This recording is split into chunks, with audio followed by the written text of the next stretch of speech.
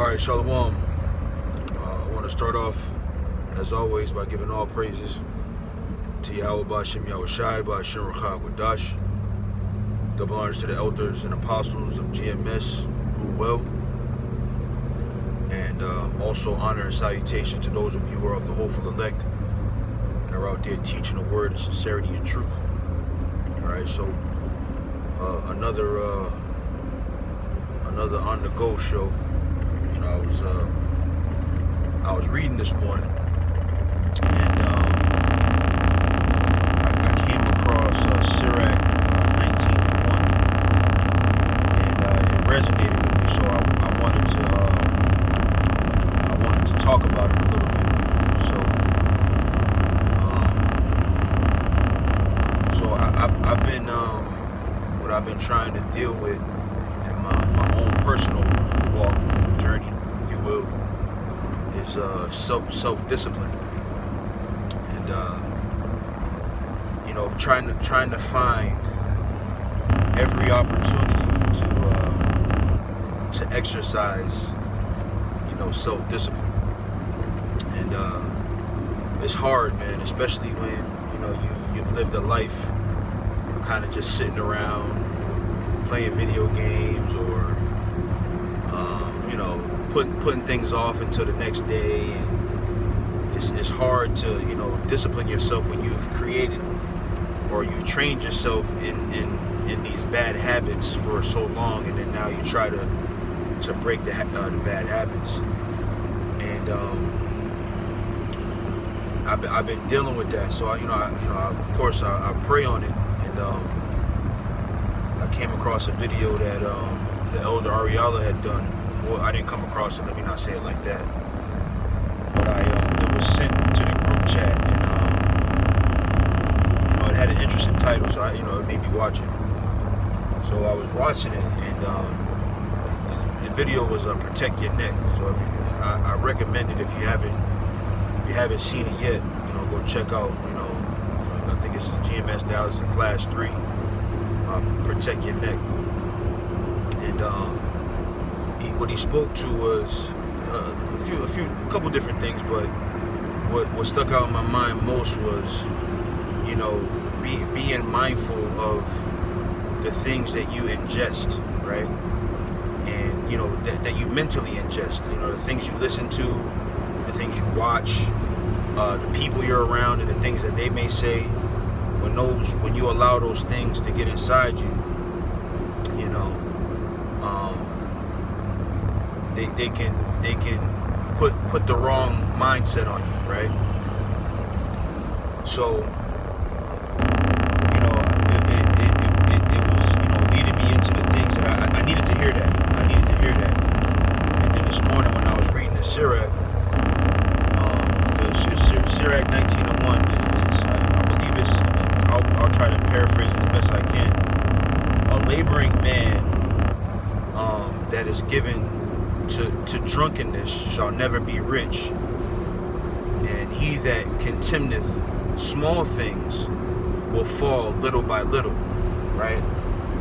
And I was like, all right, what does that mean? So I kind of know what contemneth means, but I looked it up, and it means to, you know, to hold something in contempt, right?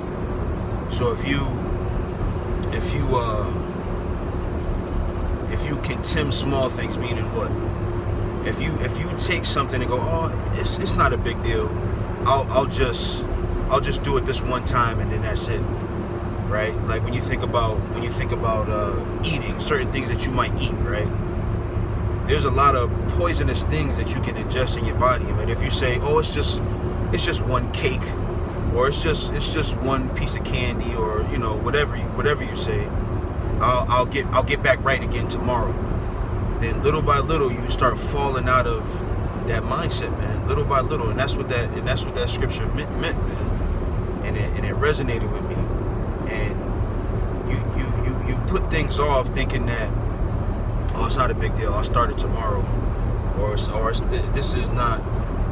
It's only a little bit. I'll just do it now, just this one time, and then I'll get right after that. But when you're trying to discipline yourself, you need to take every opportunity you can to do it, right? And not just you might be trying to discipline yourself to, I don't know, you might want to go on a long water fast or something, right? But you know everything else in your life, you're not disciplining yourself. So then when it comes to doing the water fast, that muscle hasn't been exercised, and as soon as you see a piece of bread or something, you go and eat it, man, because you haven't been taking those opportunities to exercise that muscle, right? And also what it speaks to is momentum, right?